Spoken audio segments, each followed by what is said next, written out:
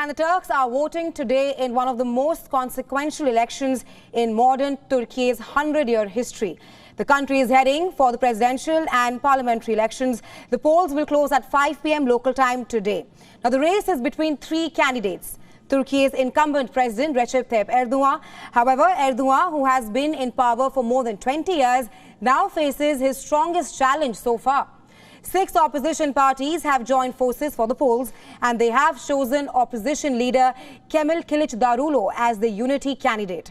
While the race is predominantly between these two candidates, right-wing leader Sinan Oğan has also filed his candidature, something that will only cut Erdogan's prospects. Now, today's vote will decide not only who leads Turkey, a NATO country of 85 million people, but also how it is governed and where the economy is headed amid a deep cost of living crisis and the shape of its foreign policy. The Turkish politicians held their final rallies in the last hours of campaigning on Saturday. Erdogan, who is facing the toughest challenge ever in his 2 decades of power, was speaking at various neighborhoods rallies in Istanbul, where he described the elections as a celebration for Turkey's future.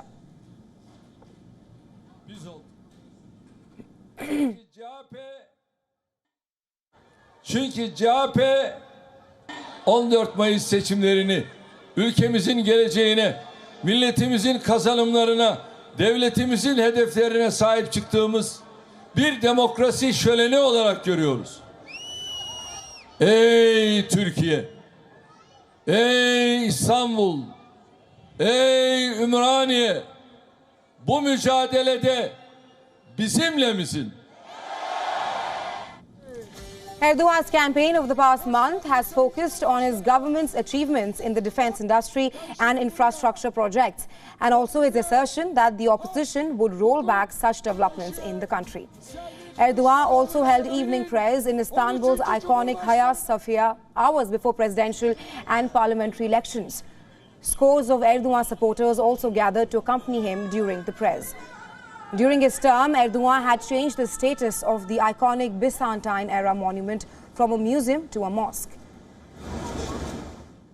Meanwhile, Istanbul's mayor Ekrem İmamoğlu held final rallies in Istanbul and urged people to vote for Kılıçdaroğlu. Kavgayla, gürültüyle işi olanlara sevgili gençler, yüzünüz gülecek ve üniversiteleriniz özgün 6 liderinin bir araya gelmesinin de. However, for many voters in Turkey, casting their votes in Sunday's closely contested elections will be an uphill task. The elections are being held at a time when the country is still battling with the effects of the powerful earthquake that killed more than 50,000 people. Erdogan's government has come under intense criticism over how it handled the disaster. Başta milletimiz, devletimiz var olsun. Sayın Cumhurbaşkanımız başta olmak üzere Devlet Bahçeli, Hatay İl Başkanımız Sayın Alihan Döner başta olmak üzere Rabbim hepsinden razı olsun. Bize yerlerini, yuvalarını açtı ve hiç kimseye muhtaç etmedi Allah'ın izniyle. Yani onların emeklerini ne yapsak ödeyemeyiz. Now, the voter turnout in Turkey is traditionally high, showing continued belief in civic participation. However, if no presidential candidate secures more than 50% of the vote, a runoff will be held on May 28th. Now, for more on this, we have with us our correspondent, Lara Bulalon, who's joining us live from Istanbul. Hi, Lara. Good to see you. Now, the initial polls suggest that the Turkish president, Recep Tayyip Erdogan, is trailing behind his opponent, Kılıçdaroğlu. Do you think that it's time up for Erdogan, a man who has dominated Turkish politics for more than 20 years?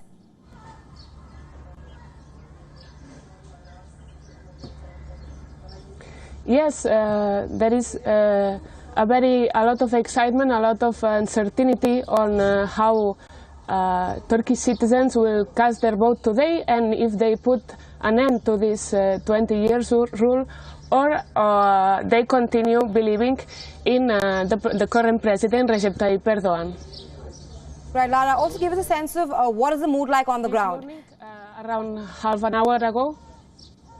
Right, absolutely, Lara, the voting has begun. So this morning, around half an hour ago, polling schools have opened, and we've seen already dozens of people coming to cast their vote, a lot of families, a lot of old people, and we spoke to some of them, and most of them, they were saying like they expect a change, they expect to finish the elections this Sunday, meaning that the opposer of Recep Tayyip Erdogan, Kemal Kılıçdaroğlu, would get more than 50% of the votes, so there would be no need to have a second round of these casting votes.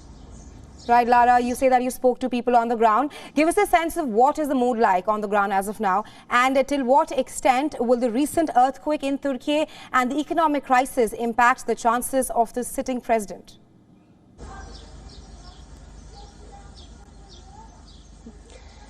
The mood is a lot of uncertainty because pollings are showing that the opposer of Erdogan, Kemal Kılıçdaroğlu, is heading the polls. It's with quite a lot of difference, like around 4%. But there is the belief as well that there is a lot of shadow vote of Erdogan support, that maybe in the polling calls, in the meetings, they are not saying that they are voting for Erdogan, but they might also have like a turnout around him. So there is a lot of uncertainty because Turkey is having like a huge economic crisis, and the options, the political options to solve this problem are very different. So to cast the vote, to believe in one of the leaders, it can change a lot the country.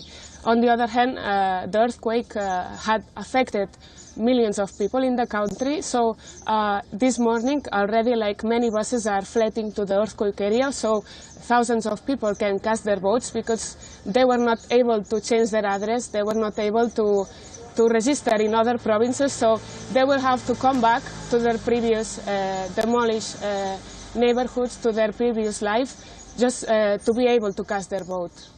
Right, Lara, my last question to you before we let you go. What are some of the main concerns that are driving the voters this time?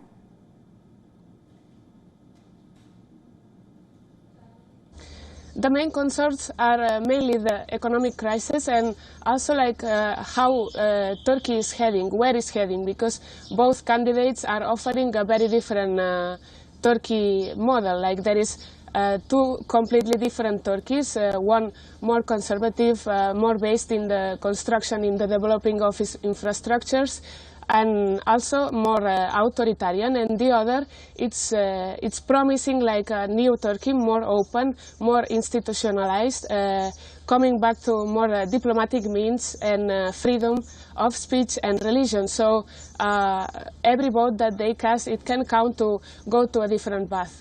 This is one of the main discussions on how Turkey will start to be tomorrow. Right, Lara. Thank you so much for joining us on WION and sharing your insights with us. We'll, of course, be tracking Turkey's presidential elections very closely on WION. Thanks very much.